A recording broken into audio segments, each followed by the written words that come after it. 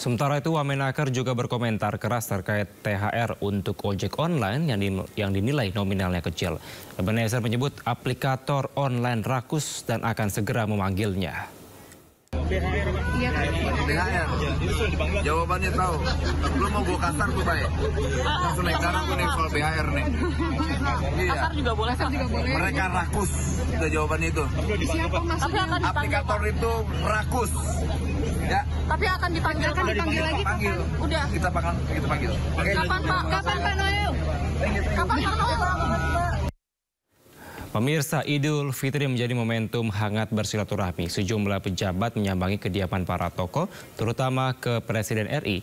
Menariknya, muncul isu reshuffle Kabinet Prabowo Subianto usai Lebaran. Hari Raya Idul Fitri dinilai sejumlah pihak menjadi momentum tepat bagi Presiden Prabowo Subianto untuk mengocok ulang kabinetnya. Prabowo dinilai perlu untuk kembali mengevaluasi kinerja jajarannya di Kabinet Merah Putih. Diketahui saat ini terdapat sejumlah masalah yang membutuhkan perhatian khusus, utamanya terkait isu ekonomi, perdagangan, hingga ketenaga kerjaan.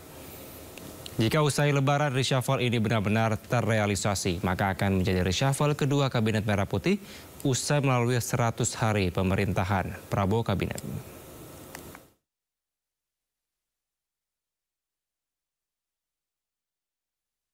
Reshuffle kabinet, saya kira mungkin saja dilakukan pasca Lebaran. Nah, kalau dilakukan reshuffle, saya kira beberapa pos penting di bidang perekonomian ini layak menjadi pertimbangan Presiden Prabowo untuk dilakukan evaluasi seperti Kemenko Perekonomian, Kementerian Perdagangan, Kementerian BUMN, Kementerian Investasi dan Hilirisasi, Kementerian SDM, bahkan Kementerian Pariwisata.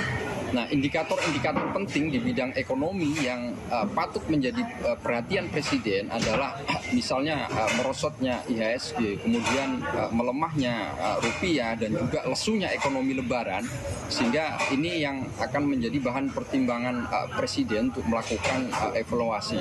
Nah, khusus kinerja Menteri SDM, meskipun ada sejumlah kebijakan yang nyata-nyata merugikan masyarakat seperti kebijakan gas LPG 2 kilo, tapi saya melihat saya ragu Presiden Prabowo berani melakukan reshuffle terhadap Menteri PSDM karena posisi Golkar ini sangat seksi sekali. Golkar seringkali diandalkan dukungannya oleh Presiden Prabowo dan seringkali pasang badan terhadap kebijakan-kebijakan Presiden Prabowo. Pemirsa, jenazah aktor senior Reza Tahapy disemayamkan di Rumah Duka Sentosa RSPAD Jakarta Pusat. Aktor kawakan Indonesia itu meninggal dunia di usia 68 tahun akibat komplikasi penyakit yang dideritanya.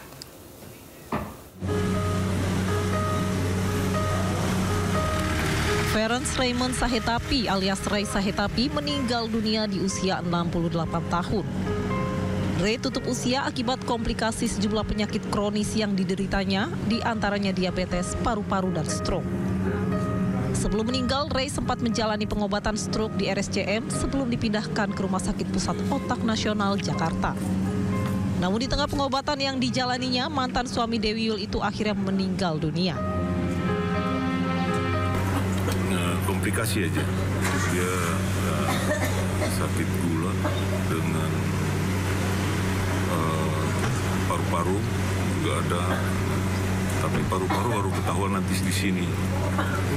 Kemudian stroke, jadi komplikasi sudah diusahakan sedemikian rupa, ya sudah nggak bisa.